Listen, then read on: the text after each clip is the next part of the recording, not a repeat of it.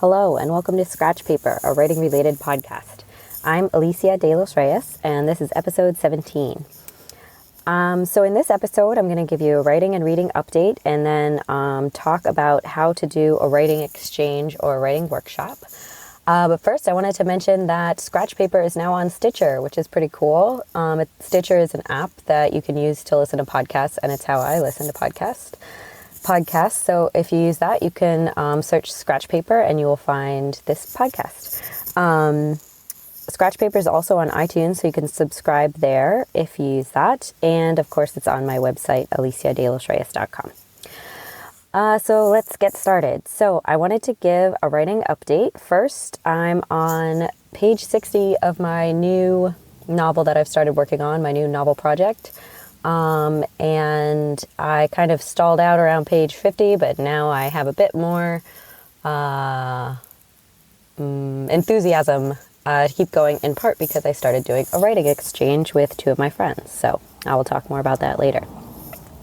For a reading update, this is very exciting. I have decided it is time for me to start reading sad novels, which now opens up like the entire all of the novels.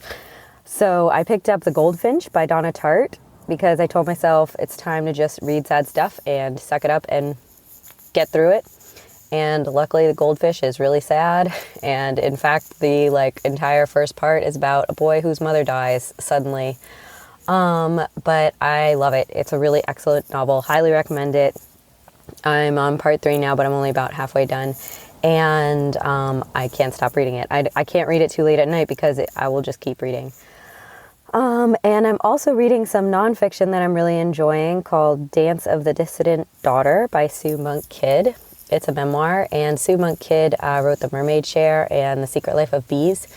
And I really enjoyed The Secret Life of Bees, and I like this memoir pretty well so far. So, great books that I'm reading there. Oh, and I also wanted to say that last episode I said that one reason I don't like to read contemporary novels is because I'm writing a contemporary novel, and I get worried that the writer's a style is going to seep into my own style. And while it is true that it's definitely possible that I could start writing derivatively in a manner reminiscent of Donna Tartt, I realized after starting to read The Goldfinch that there is no way I could write like Donna Tartt. She's just an amazing writer. And so I don't have to worry about that particular problem if I'm reading good books. Anyway, so let's get into the lesson now. I thought I'd talk about how I've been in writing workshops and how to run a writing exchange, because I've participated in many writing workshops. And this is my second writing exchange, which we're doing over email. And I remember before I went to grad school that the writing workshop was kind of this mythical thing, and it seemed like a really complicated endeavor. But the successful workshops that I've been in have this particular structure that I liked, so I thought I'd share it here in case you're thinking about starting a writing group, or maybe you already have a writing group but you're not sure how to run it. So here's an example of a structure that has worked well for me in the past, and you can hopefully tweak it to suit your needs or tailor it to fit your needs. So there's two things I'm going to talk about. The first is a workshop that is the kind of workshop that I had in grad school, and the second is a more pared down email version of a workshop, which is what I'm calling the writing exchange that I'm doing right now. So first, a workshop. How we did it in my classes at University of New Hampshire, it was based on basically a 2-week schedule. So every 2 weeks, you would turn in whatever the page limit set by the professor was. So usually it'd be something like 10 to 15 pages or like a word count maximum. And before class, the rest of the class would read your work. So they would get your work ahead of time. They would read it, and then the following week they would give you feedback. And the way that we did feedback that I liked the best was the writer remained silent. So the writer did not get to say anything the entire time. And everyone in the class got the same amount of time. So let's say it was like a hour-long class and there were 4 people. Each person would get about 15 minutes. And everyone would go around and say something that they liked about the piece. And that was important because it's hard to just go straight to the suggestions especially on writing that you care a lot about. So everyone would go around and say something that they liked about it. And then after that, after everybody had said something nice, or something that they admired about the piece, then people would start offering suggestions or asking questions. But again, the writer would not say anything. So it was good because it in the good workshops and the best workshops, it evolved into a kind of discussion of the piece where you as the writer could see what people got from it, what they understood, what they missed, so what you had to make clearer. You could understand questions that people had, but you weren't allowed to defend your work, which meant that you couldn't rationalize it, which is what I tend to do when people give me comments. I want to come up with oh, you didn't understand that part? Well, you must have missed this part over here, or you're not supposed to know that yet, or something like that. When really it's more useful to me as a writer to just understand what people didn't like or didn't get, so that I can make it clearer. And so, and then to make sure that everybody got equal time, it was half the class went one class and half the class went the next class, if that makes sense. So the class was divided into 2 groups, and on alternate weeks, they would turn in new work and talk about the last group's work, if that makes sense. So it worked for a group of about 12, 6 people going one class and 6 people going the next class. And in the workshops that I were in, they lasted almost 3 hours. So that was quite a long time. But you could definitely do it smaller, maybe 6 people and 3 people go each week. And then you could do it in maybe an hour and a half or even a little bit less depending on your time and what page limits you set. So I think the key points to take away are reading the work ahead of time before you get to the discussion group, because obviously that would take an awful lot of time to do if you had to do it right then and there. Another thing was people actually wrote down comments before they came into class to discuss it. So the comments were already written. And I think that also helped save time and also helped clarify your own thoughts before you start talking to people about the work, and then maybe get swayed along with the group, which can definitely happen. And the writer remaining silent was the last important key point for me. So then that was really a kind of grad school based experience for me. I haven't gotten to do a writing group in person since then, though I have been to a few meetups where people will bring their work, and rather than read ahead of time, what happens is everybody gets 10 minutes and they can read for as much of that as they want, and then people give feedback on the rest of it. So usually what people try and do is read something for about 5 minutes, and then they get about 5 minutes of feedback. So it's very quick, very in the moment, and that is helpful in getting encouragement to write and getting some instantaneous feedback. Whether it's positive or negative, it's kind of nice to hear people reacting to your work instead of just writing it in a vacuum and thinking oh my God, is this going anywhere? Or especially if you're feeling kind of unsure or unmotivated to finish your work. I find that kind of feedback to be helpful, just kind of quick feedback, because people tend to be nicer in these sort of more casual meetups where part of the goal is really to write. So yeah, I guess I should have mentioned that. The first part of the meetup that I went to was some set amount of time, let's say half an hour, 40 minutes to just write, and then everybody got 10 minutes to read what they had just written and get some feedback on it. And people did tend to be encouraging. Another thing that you could do is ask for specific feedback from the group.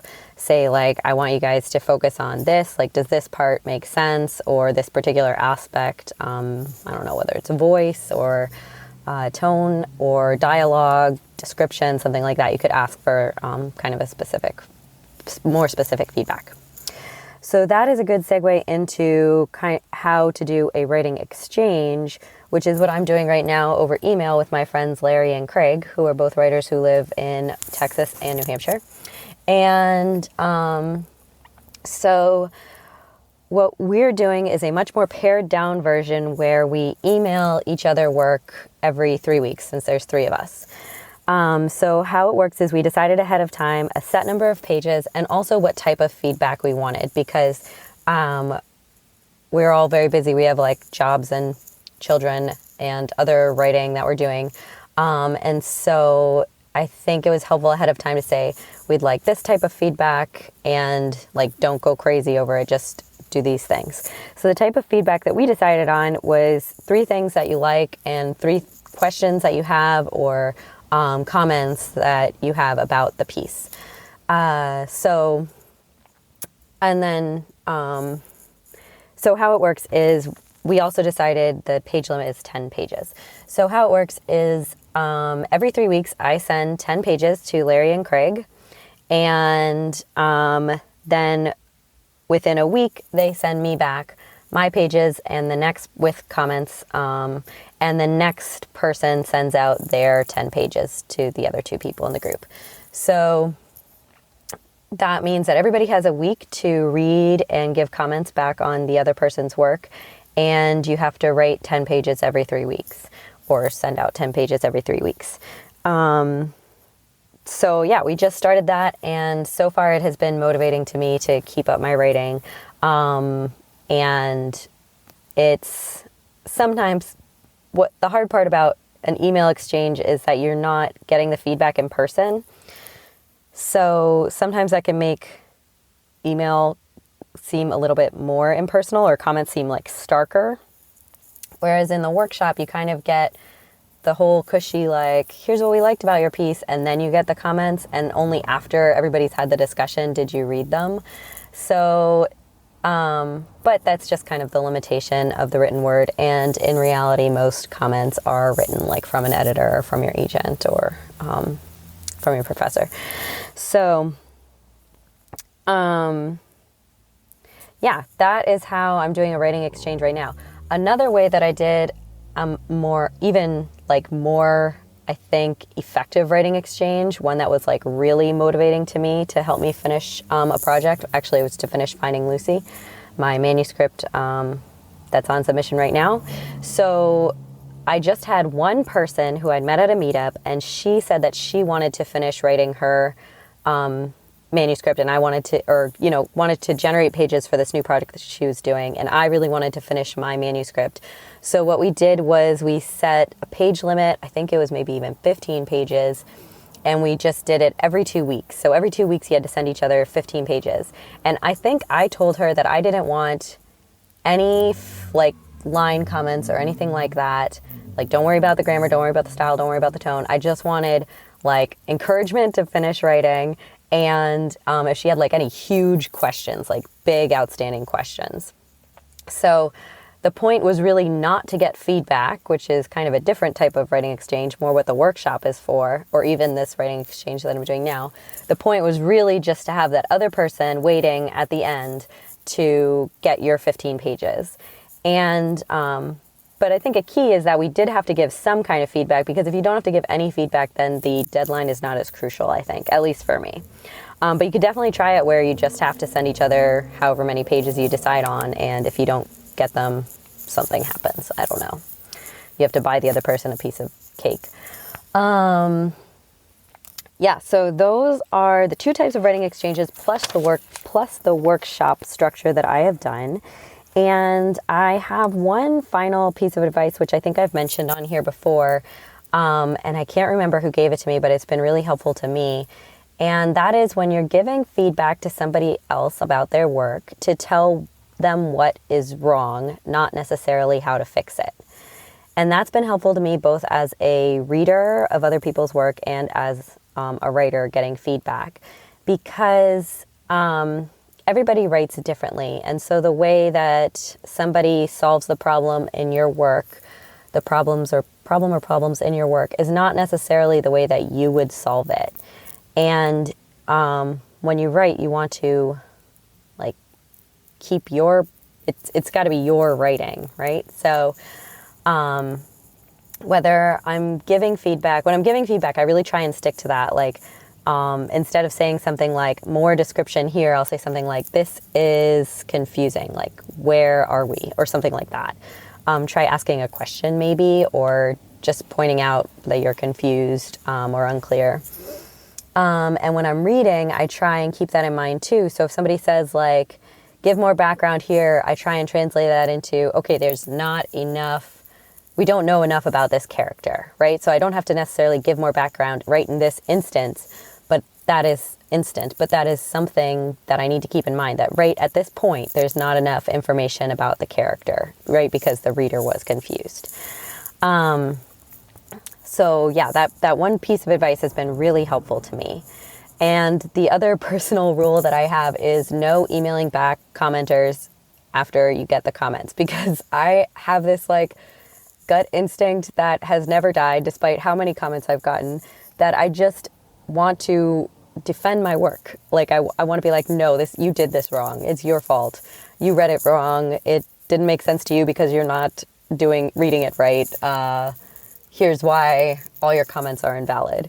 And so I have literally written that email probably in response to like 3/4, maybe like almost all of the comments I've gotten. And I never let myself hit send, because I know that is just a instinctual reaction,